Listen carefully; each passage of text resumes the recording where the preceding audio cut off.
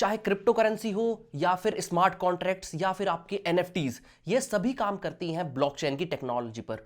और आज की इस वीडियो में मैं आपसे बात करने वाला हूं कि ब्लॉकचेन होती क्या है, कैसे काम करती है और आपका इससे क्या फायदा है। तो ब्लॉकचेन का इन्वेंशन हुआ था 1991 में और जो इसका पहला डिजिटल यूज हुआ था वो था 2009 में, जो कि सतोशी नाकामोटो ने किया था बिटकॉइंस को सिक्योरली ट्रांसफर करने के लिए। ब्लॉकचेन एक बहुत ही पुराना लेकिन बहुत ही इफेक्टिव वे है इंफॉर्मेशन को स्टोर करने के लिए।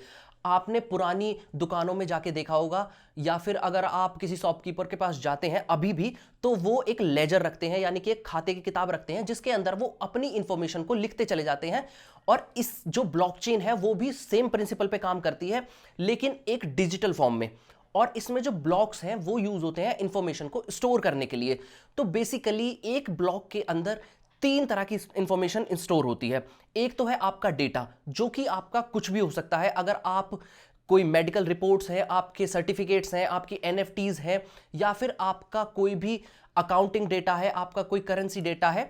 फॉर एग्जाम्पल अगर मैं बात करूं बिटकॉइन की, तो बिटकॉइन की केस में आपके जो डेटा वाले सेक्शन में इंफॉर्मेशन स्टोर होगी वो होगी आपकी सेंडर की इंफॉर्मेशन और रिसीवर की इंफॉर्मेशन और अमाउंट ऑफ डेटा। और दूसरा ब्लॉक है हैश का, जो कि एक यूनिक आइडेंटिटी नंबर है। आप उसे अपने एक फिंगरप्रिंट की तरह भी मान सकते हैं। जैसे कि आपका फिंगरप्रिंट एक यूनिक आइडेंटिटी नंबर है, ऐसे ही एक हैश जो है वो एक यूनिक आइडेंटिटी नंबर है। और जो थर्ड सेक्शन है उस ब्लॉक का, उसके अंदर स्टोर होती है आपके प्रीवियस ब्लॉक की हैश आईडी। और जैसा कि आप इस इमेज में भी देख सकते हैं, जो आपकी प्रीवियस ब्लॉक की हैश आईडी है वो आपके नेक्स्ट ब्लॉक में भी है।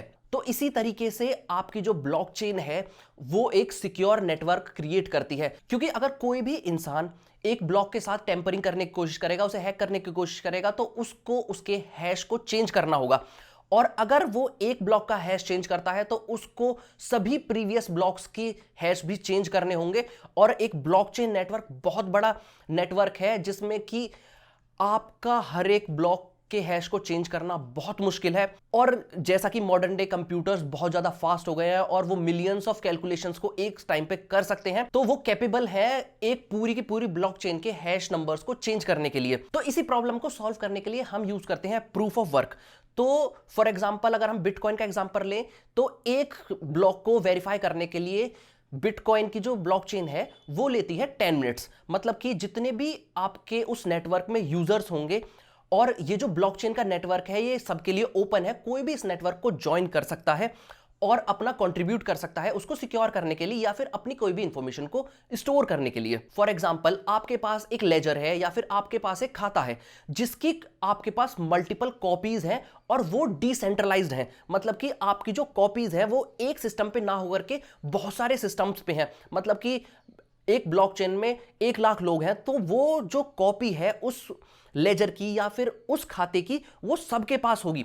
और प्रूफ ऑफ वर्क में अगर हम कोई भी एक नया ब्लॉक ऐड करते हैं किसी भी ब्लॉकचेन में, तो वो ब्लॉक उन सभी यूजर्स के पास डिस्ट्रीब्यूट होगा और सभी यूजर्स उसको वेरीफाई करेंगे। और वो जो लेजर है वो सिंक्रोनाइज्ड है, मतलब कि एक टाइम पे ही अपडेट होती है सभी यूजर्स के लिए। तो अगर जो वो ब्लॉक है वो करेक्ट है तो वो एक उस ब्लॉकचेन में ऐड हो जाएगा। अगर वो ब्लॉक टेम्पर्ड होगा तो वो रिजेक्टेड हो जाएगा और उसकी रजिस्ट्री उस लेजर में नहीं होगी और वो अपडेट नहीं होगा। और जो सभी यूजर्स हैं वो पीयर टू पीयर कनेक्शन से कनेक्टेड होते हैं, जिससे कि एक सिक्योर नेटवर्क या फिर सिक्योर एनवायरनमेंट क्रिएट किया जा सके और इन सबको वेरीफाई किया जा सके। और इसी वजह से जो आपकी ब्लॉकचेन टेक्नोलॉजी है वो इतनी ज्यादा सिक्योर है।